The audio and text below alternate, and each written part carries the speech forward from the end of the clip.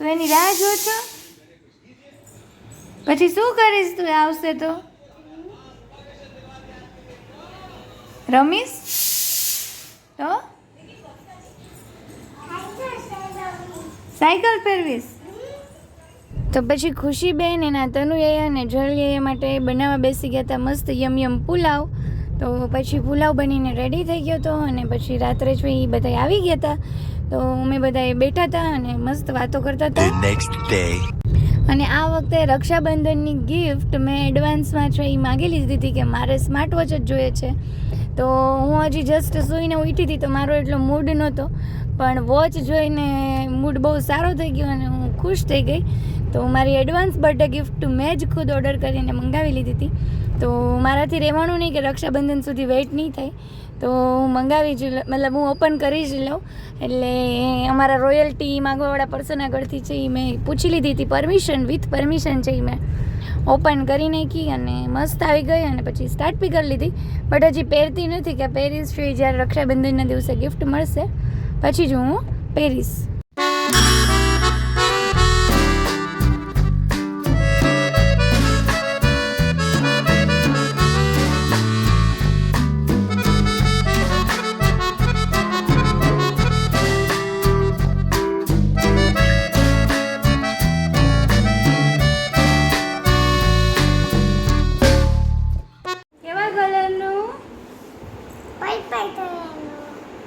અને હવે શું બોલવાનું? Hello friend, welcome to my vlog, my world, welcome to અમે અત્યારે જઈએ છીએ નતે જઈએ છે સીધ સોમનાથ સોમનાથ.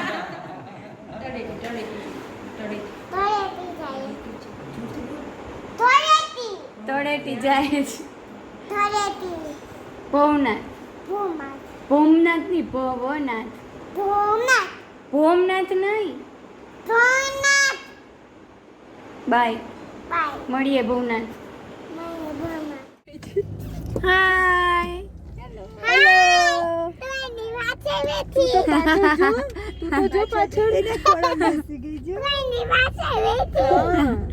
તું નથી બેસતી એમ.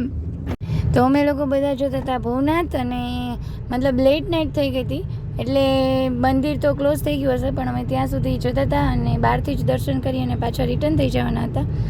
અને વ્લોગ બનાવવા માટે આમ બધાનો સપોર્ટ મળે તો એટલી ખુશી થાય. અને સ્પેશિયલી જેવો મેં મોબાઈલ હાથમાં લીધો એવો ખુશીના તનુયા અને જલિયાએ મતલબ ફ્લેશ લાઇટ ઓન કરી દીધું. તો ઇટ્સ રિક્વાયર્ડ એમ કે આપણને ખબર હોય કે આ વસ્તુની જરૂર પડશે. સો આ સ્મોલ જેસ્ચર બી આપણને એમ થાય કે બધા આટલો સપોર્ટ કરે છે. તો પછી અમે મંદિરે પહોંચી ગયા હતા. જેમ મેં કીધું એમ મંદિરને બધું શાંત હતું, બાકી રવિવારે અહીંયા પગ મૂકવાની જગ્યા ના હોય. તો બસ ત્યાંથી અમે દૂરથી જ દર્શન કરી લીધા અને પછી ત્યાં સામે છે એ એક મંદિર હતું જે ઓપન હતું, તો ત્યાં બી દર્શન કરી લીધા.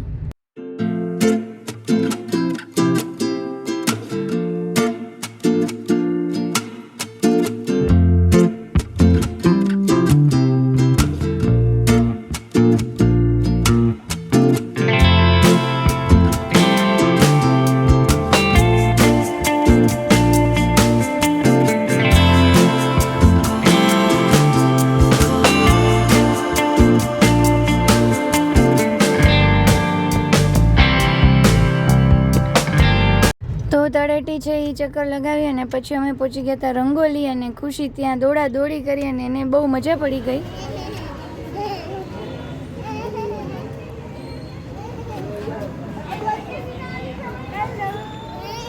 પાકડમ પટ્ટી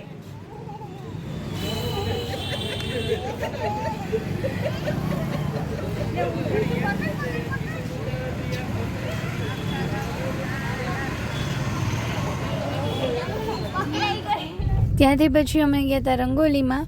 તો પણ ત્યાં એટલી ભીડ હતી, મતલબ કે બેસવાની તો જગ્યા જ નહોતી, પણ ઓર્ડરમાં બી ટર્ન આવે એમ નહોતો, એટલે પછી ત્યાંથી છે ટી પોસ્ટમાં ગયા, ત્યાં થોડીક વાર બેઠા અને પછી ત્યાંથી નીકળી ગયા. અને આજે તો ઇન્ડિપેન્ડન્સ ડે, તો એટલા માટે હું રેડી થઈ ગઈ હતી અને પછી જતી રહી હતી ફ્લેગ હોસ્ટિંગ માટે. તો આજના દિવસમાં મને એવી ફિલિંગ આવતી હતી કે આપણે ખરેખર ઘણી બધી મુશ્કેલીઓ વેઠીને અંગ્રેજોથી તો આઝાદ થઈ ગયા, પણ અમુક ઇન્સિડન્ટ્સ એવા થાય છે કે જેનાથી આ ખુશી સેલિબ્રેટ કરવાનું મન નથી થતું.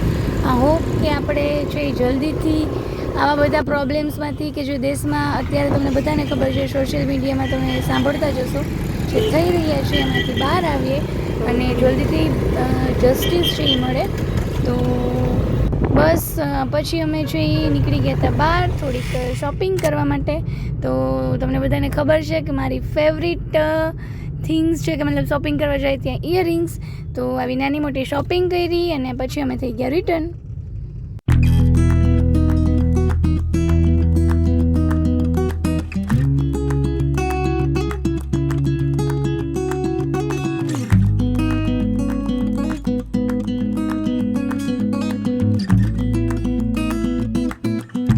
A few moments later. Ready છે. હવે પાછા ક્યારે મળશું? ના ના, તમે એરપોર્ટ પર મૂકવા આવજો. એરપોર્ટ પર આવવું પડે. એરપોર્ટ પર સી ઓફ કરો. સી ઓફ કરવા આવવું પડશે.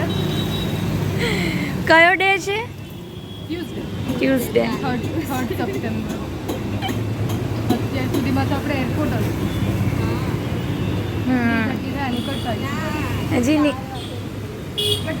કે નજીક છે એરપોર્ટ?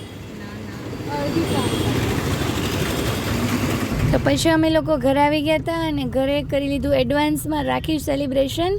તો બસ પછી છે એ જતા રહેવાના હતા, તો એનું બી હવે દુઃખ થતું હતું કે હવે પાછા ક્યારે મળશું, કેમ કે યુએસ જાય છે તો ત્યાંથી અમદાવાદ હતું તો હજી એટલી ઇઝીલી મળી શકતા હતા, પણ યુએસએથી પાછું મળવું અઘરું છે. તો આઈ હોપ કે નેક્સ્ટ રાખી બી સાથે જ સેલિબ્રેટ કરીએ, કે અમે યુએસએ આવે કે તમે પાછા ઇન્ડિયા આવો. તો બસ આ હતું મારું રાખી સેલિબ્રેશન.